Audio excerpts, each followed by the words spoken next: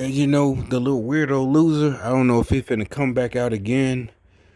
These weirdos, like I said, I don't know. They like well, when I first read about gang stalking, they said they break in your house, they put cameras in. You see, if you watch, I think if my videos was recording when I first left, he was fully dressed up, right? Okay, when I came back out, before I even got over here, he couldn't have heard me because it could have been any cars. You could hear he was coming down the steps already, and I started recording, right? So as soon as I come back, this little bitch, they coming down the steps. All right, so when I came back to make it the third time to make the video, you're like, well, this is not a coincidence. He has no hat on. Each time he was dressed like I was dressed today. Earlier, these little weird, I mean, come on, folks. I would be justified. These little weird ass, whatever the fuck they are. But by law, so we have to, I would think, for my criminal justice experience, we have to make a law once we bust out this gang stalker shit, because that is attempted murder. It is self-defense, but you're like, how would you know? It would be, look, one of the person over in the top apartment, they're moving now. They came out, got some movement. You know what I'm saying? We have to make this, because otherwise it's just us losing it. And it is, but like we have to get the authorities on board. We got to get these folks. They got folks in the justice system, but we got to. I think it's really coming to an end. Cause like I said, the way he and me actually lashing out at him, I think that was part of their plan. With they subliminal.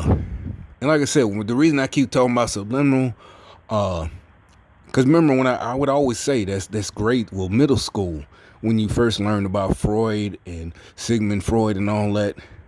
So that's why, like I said, when I first started noticing something, I just, you just think about psychology class. Like, oh, wait a minute, shit, subliminal and hypnosis and all this and that.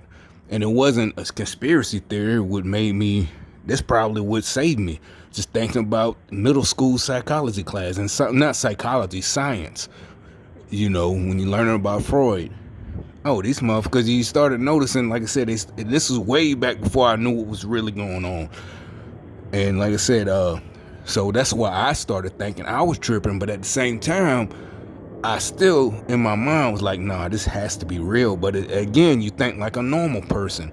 Like I said, their whole, like I said, when I find out what it was, one of the main reasons they do this and think it's prosecutable is because the normal layman is gonna say, why you? Who are you? You're nobody.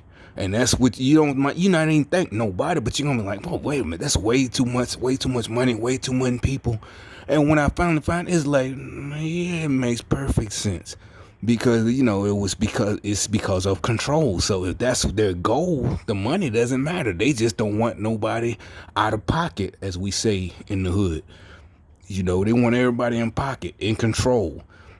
And for the layman, basically no rebels. That's what in pocket mean. They want everybody in pocket. So no, that's a small price to pay. And you got taxpayers' money. We're paying for our own torturers, the torturers, touchless torture, mental and psychological torture. And it's these folks, these peons, they really, and some of them might be well trained as far as psychological warfare. Maybe they well trained in psyops. Like that little motherfucker, he might be well trained in psyops. I don't know his past. Like I said, I've never seen this motherfucker till just now. Y'all underestimate motherfuckers because of their stature. I don't know who this motherfucker might be, the top ranking in the area. The most devious motherfucker, psyops. That's around. Yeah, well now I'm going the other way. Yeah, you see, yeah, now I'm starting to play with the features. The top floor. right there. The top floor, third floor. He just came out. Usually on the phone, you can't see it. I don't know if he's still sitting there. Like I said, they're crazy. They, like I said, I come out and make these videos. Or if you wasn't making videos, another thing the things stalkers do. Like I said, I just come out thinking I'm going somewhere, and they'll come out at the same time. You can say, well, that's just normal. That's supposed to be the point. It's just normal. You can't say nobody can. Not every single time, and then the same person. Remember, it used to be in some of my old videos in that bottom apartment. It looked like it's been empty. That bottom one, there was a lot of people used to come out of there. Youngsters too, young niggas. They was really like 20 somethings, no 18. I ain't seen nobody in there. They must have moved. No light, no lights, no nothing. Maybe they put them on another assignment. I don't know. Maybe they was too rambunctious. Like I said, they had no discipline. They don't hire real trained people. They probably was just living it up off of the gang stalker program. You like all of them do that. Yeah, but they really wasn't even thinking, they probably was acting a fool. Oh, we got a free apartment, and they probably wasn't even doing the assignments right. You know what? That's probably what happened to the youngsters and the woman, the handler, in that bottom apartment. You see, they just blew the horn. There's a confirmation. I don't know what's up with these weirdos. They confirming they confirming that they put the little motherfuckers out. They was like, shit, they acting the donkey. I guess they were supposed to look, like youngsters, 18-year-olds.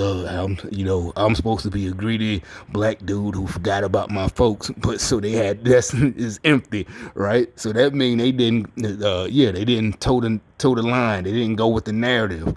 They were supposed to look like some young dudes trying to do the right thing, but no. Instead, they inviting hoes over. They probably doing drugs. They had a dope. They acting like, basically acting like young men of all races supposed to act, not like no gang stalkers.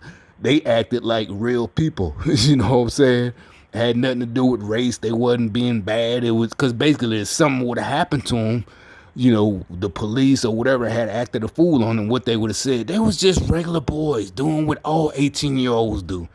They might have experimented with weed and this and that, blah, blah, blah. And I'm not putting them down for that. What I'm saying is that's how sick these motherfuckers are. They put them out.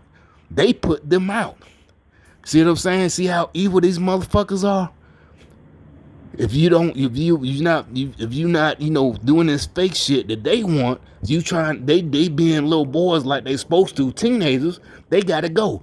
They put them in here, and you're like, nobody deserves a free apartment. Exactly, none of them. That motherfucker on the third floor, that little bitch right there that tried to talk shit, in that black car that just came out, he ain't come out this time.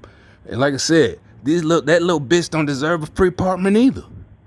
If they didn't deserve one because they didn't toe the gang stalker line, why the fuck that little bitch ass nigga deserve one? It ain't never did shit in his life.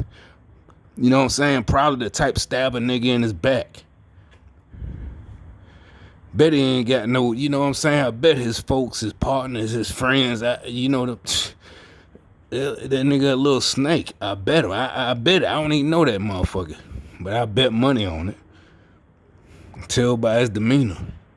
Little punk ass bitch.